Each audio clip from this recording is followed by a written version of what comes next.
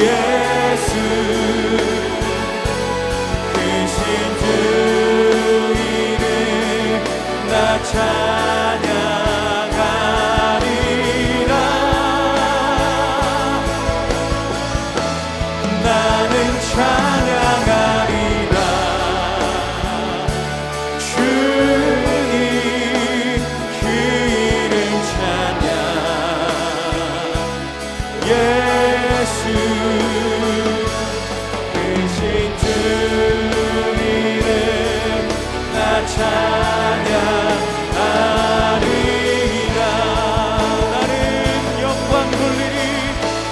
나는 영광 돌리리. 주님 영광의 이름. 예수 크신 주 이름 나 찬양하리라.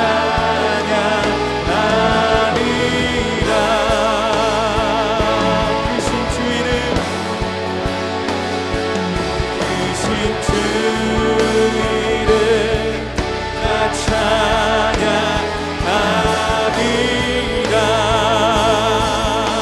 찬양하리라.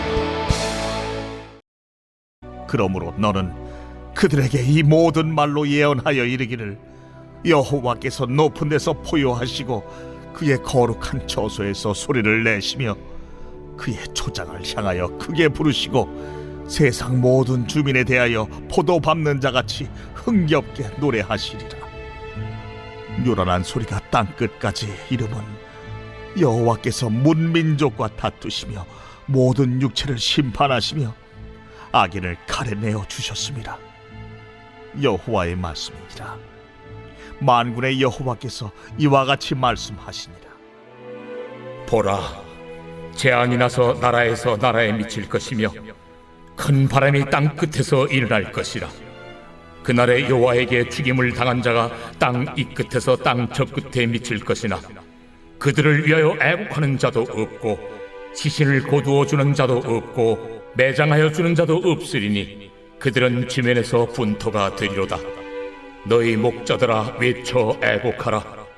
너희 양떼의 인도자들아 잿뱀에서 뒹굴라. 이는 너희가 도살당할 날과 흩음을 당할 기한이 찼음인즉 너희가 귀한 그릇이 떨어짐같이 될 것이라. 목자들은 도망할 수 없겠고 양떼의 인도자들은 도주할 수 없으리로다. 목자들이 부르짖는 소리와 양떼의 인도자들이 애국하는 소리여 여호와가 그들의 초장을 황폐하게 함이로다. 평화로운 목장들이 여호와의 진노하시는 열기 앞에서 적막하게 되리라. 그가 젊은 사자같이 그 굴에서 나오셨으니 그 호통치시는 분의 분노와 그의 극렬한 진노로 말미암아 그들의 땅이 폐허가 되리로다 하시니라.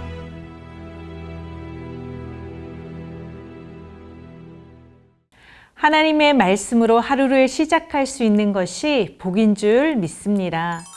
오늘도 주님의 말씀과 동행하는 행복한 하루가 되시길 바랍니다. 제가 며칠 전에 영화를 한 편 보고 왔습니다. 오펜하이머라는 제목의 영화입니다. 오펜하이머는 사람 이름입니다. 세계 2차 대전 당시 과학자로서 원자폭탄을 만드는 프로젝트를 앞장서서 진두지휘했던 인물입니다. 그는 전쟁을 끝내기 위해 강력하고 새로운 무기를 만들었고 그 무기는 2차 대전을 끝내는 역할을 하게 되었습니다. 그러나 오펜하이머는 스스로 이렇게 고백했습니다.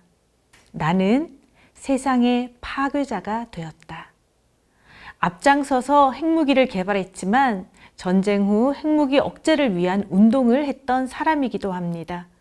지금도 인류는 핵무기에 대한 딜레마에 빠져 있습니다. 우리나라도 이 새로운 무기 덕분에 8.15 광복이라는 가슴 벅찬 역사를 얻었지만 히로시마와 나가사키에서 희생된 고귀한 생명을 생각할 때 결코 기뻐할 수만은 없는 가슴 아픈 인류의 역사도 함께 기억해야 합니다. 저는 전쟁을 경험해 보지 못했지만 세계 2차 대전뿐만 아니라 한국 전쟁을 겪으신 분들이 아직도 생존해 계신 시대를 우리는 살아가고 있습니다. 저는 오늘 예레미야 본문을 보면서 전쟁의 잔혹함과 인간의 악함에 대해서 깊이 묵상해 보았습니다. 25장 33절을 읽겠습니다.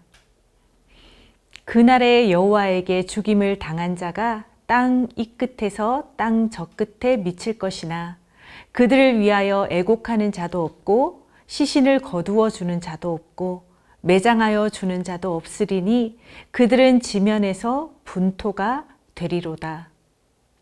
33절은 그날에 여호와께 죽임을 당했다라는 표현을 사용하고 있지만 하나님은 인간이 스스로 악의 최고의 절정으로 치달아 서로 죽고 죽이며 멸망의 길을 가도록 내버려 두셨다는 말씀입니다. 죽은 사람을 보면서 슬퍼하며 울어줄 사람이 없습니다. 죽은 사람을 보면서 눈앞에 보이는 시신을 장례를 치러주지 않고 그냥 자연 상태에서 흙이 되도록 버려둡니다. 어떤 상황이면 이렇게 할 수 있을까요? 살아남은 사람이 한 사람도 없는 경우일 수도 있습니다. 하지만 살아남은 사람이 있는 경우에도 이렇게 죽음을 애도하지 않을 수 있습니다. 올여름 여러 가지 사건과 사고를 통해서 몇 분이 돌아가신 뉴스를 접한 적이 있습니다. 뉴스를 통해서 들려오는 죽음의 소식이었지만 모든 국민이 함께 마음 아파하고 함께 슬픔을 공유했습니다. 나와 관련이 없는 사람이라 할지라도 죽음 앞에서는 모두가 숙연해지고 함께 슬퍼하고 위로하는 것이 보통의 사람의 태도입니다. 예레미야 25장 33절과 같이 죽음을 슬퍼하지 않고 시신을 그냥 내버려 두는 정도면 어떤 상황일까요? 바로 전쟁입니다. 결국 하나님의 말씀을 들어도 귀를 닫고 악을 행하는 사람들의 최후는 서로가 서로를 죽이는 전쟁과 같은 삶이 된다는 것입니다. 적군을 얼마나 많이 죽이느냐가 가장 중요한 가치를 가지는 세상이 되어버리고 얼마나 많은 사람을 죽였느냐에 따라 영웅이 되는 역설이 일어나는 상황이 바로 전쟁입니다. 이런 세상이 오면 하나님이 만드신 생명에 대한 애도가 사라지는 것입니다. 자신의 목적을 이루기 위해 인간의 생명을 조금도 귀한 것으로 여기지 않습니다. 죽음 앞에서 눈물 한 방울도 흘릴 수 없는 세상을 상상해 보십시오. 오히려 적군의 죽음을 기뻐하며 환호하는 것을 상상해 보십시오. 얼마나 끔찍한 세상입니까? 하지만 지금도 지구 위에서 전쟁은 계속되고 있습니다. 전쟁은 인간이 인간을 죽이는 것을 가장 가치 있는 것으로 여깁니다. 이것이 바로 악입니다. 이 세상 어떤 전쟁도 정의로운 전쟁은 없습니다. 우리나라는 지금 전쟁 상황이 아니니 우리와 상관없는 말씀입니까? 인간의 생명의 가치가 하나님 안에서 해석되지 않고 타인의 생명이 자신의 목적을 이루기 위한 수단이 되고 타인의 고통과 고난을 함께 애도해 주는 것보다 나의 이익이 우선이 되는 세상이라면 본질적으로 전쟁의 상황과 다를 것이 없는 것입니다. 나의 목적과 나의 이익을 위해 다른 사람이 어떻게 되든 그들이 손해를 보든 고통을 당하든 상관없는 세상이 이어진다면 그 죄악이 다다르는 곳은 전쟁과 같은 삶이 되는 것입니다. 이 구절과 너무나 대비되는 구절이 있습니다. 예레미야 25장 10절 말씀입니다. 내가 그들 중에서 기뻐하는 소리와 즐거워하는 소리와 신랑의 소리와 신부의 소리와 맷돌 소리와 등불 빛이 끊어지게 하리니. 일상의 소리가 가득한 이 세상이 얼마나 행복하고 축복받은 세상인지 깨달으시기 바랍니다. 아기들의 울음소리, 청년들의 웃음소리, 신랑 신부의 행복한 소리, 그리고 한 끼 밥상을 차리기 위한 맷돌 소리, 가족들이 도란도란 모여 앉은 밤을 비추는 등불, 우리가 매일 살아가는 풍경과 소리가 얼마나 감사한 세상인지를 새삼 깨닫게 됩니다. 25장 10절 말씀과 33절 말씀은 너무나도 다른 장면입니다. 이 모든 일상의 삶이 끊어지는 것입니다. 우리가 날마다 살아가는 매일이 무너지는 것, 우리가 평범하게 살아가는 하루가 사라지는 것, 소리도 사라지고 빛도 사라진 그 자리에 뒹구는 것은 시체와 어둠뿐입니다. 하나님이 예레미야의 말씀을 통해 우리에게 경고하는 심판의 날은 바로 이런 것입니다. 25장 32절 말씀입니다. 만군의 여호와께서 이와 같이 말씀하시니라. 보라, 재앙이 나서 나라에서 나라에 미칠 것이며 큰 바람이 땅끝에서 일어날 것이라. 하나님은 이 나라에서 저 나라까지, 땅 이 끝에서 땅 저 끝까지 이 재앙을 피할 수 있는 곳이 하나도 없을 것이라고 경고하십니다. 지구 전체가 시체로 가득해진다는 것입니다. 생각도 하기 싫으시지요? 하나님은 예레미야를 통해 왜 이런 끔찍한 상황들을 말씀으로 주시고 경고하고 있는 것입니까? 하나님은 진짜 이런 상황이 되도록 이 세상을 심판하기 원하실까요? 우리 하나님의 본심은 세상 모든 사람이 심판이 아닌 구원을 받는 것을 원하십니다. 하나님은 이 상황까지 절대로 가지 말라고 말씀하십니다. 하나님의 말씀을 지금이라도 듣고 돌이키라는 것입니다. 하나님의 말씀을 듣지 않는다면 인간의 죄성과 악함은 결국은 서로가 서로를 죽이며 재앙이 이 나라에서 이 나라까지 또 땅 이 끝에서 땅 저 끝까지 이르러 인류 모두가 함께 멸망으로 갈 수밖에 없다는 것입니다. 하나님은 말씀으로 경고하시면서 지금도 기다리고 있습니다. 홍수로 온 땅을 심판하셨던 노아의 때보다 더 악한 이 세상을 멸망시키지 않고 지금도 참고 계신 이유는 하나님의 본심은 멸망이 아니라 구원이기 때문입니다. 이렇게 경고를 하는데도 사람들은 왜 하나님의 말씀을 듣지 않을까요? 왜 세상은 점점 더 악해져 갈까요? 서로 핵무기를 더 쌓아두려 하고 나라가 나라를 대적하며 전쟁을 일으키는 걸까요? 전도서 8장 11절 말씀입니다. 악한 일에 관한 징벌이 속히 실행되지 아니하므로 인생들이 악을 행하는 데에 마음이 담대하도다. 사람들은 하나님의 오래 참으심을 오해하고 있습니다. 지금 악한 일을 하고 있는 사람들에게 당장 벌을 내리지 않는 것을 하나님의 허락으로 착각하고 있습니다. 그래서 악을 행하는데 더 담대해져 가고 있는 것입니다. 사랑하는 여러분, 하나님은 오래 참으시지 영원히 참으시지는 않습니다.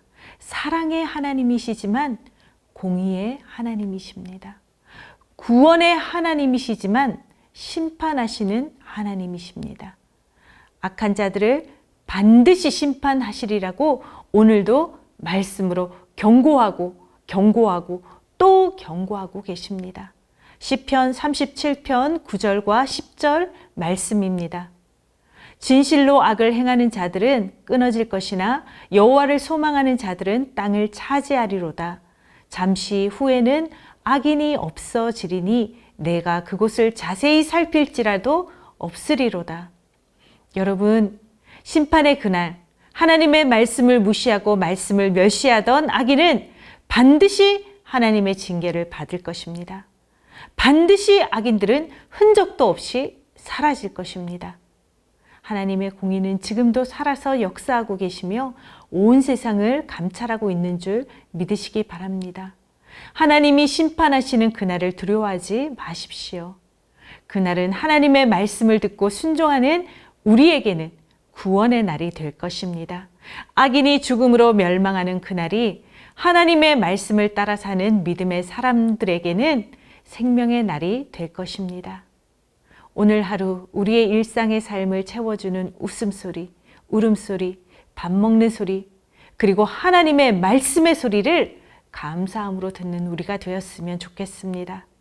그리고 나의 유익과 이익을 위해서만 살아가는 하루가 아니라 하나님이 만드신 또 다른 사람들, 타인의 아픔과 고통을 공감하며 함께 울어주고 섬기며 하나님이 만드신 생명의 그 가치를 존중하며 깊이 묵상하는 하루가 되시기를 바랍니다.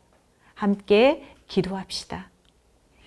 하나님이 채워주신 매일의 일상에 감사하며 하나님이 만드신 생명의 가치를 소중히 여기고 존중하며 살아가게 하옵소서. 오래 참으시며 기다려주시는 하나님의 본심을 기억하며 오늘도 말씀을 읽고 듣고 순종하며 하나님의 말씀과 동행하며 살게 하옵소서. 러시아와 우크라이나의 전쟁을 속히 종식시켜 주시고 이상기후와 경제 침체 등 여러 상황으로 고통하고 있는 이 세상을 회복시켜 주시옵소서.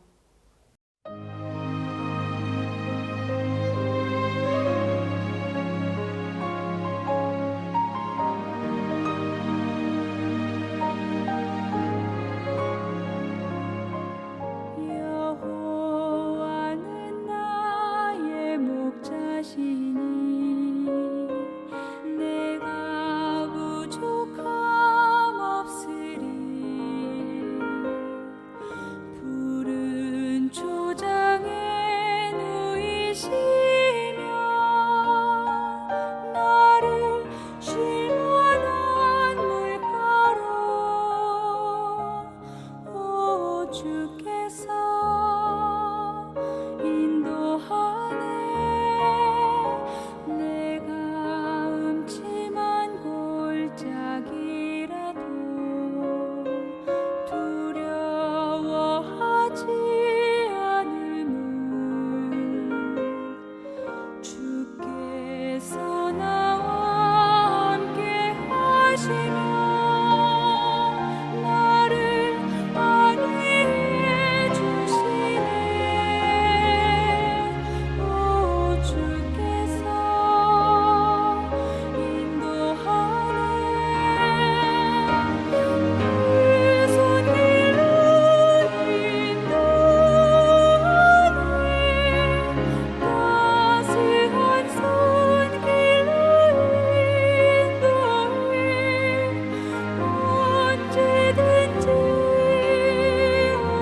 어디서나 변치 않고 살아내.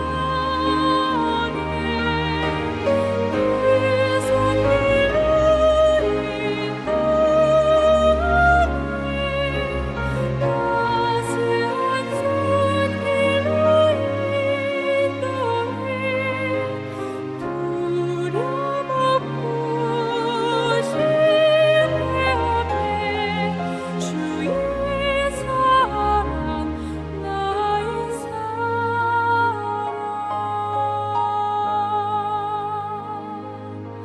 주님 자비로움과 선하심 평생 나를 따르리니. 내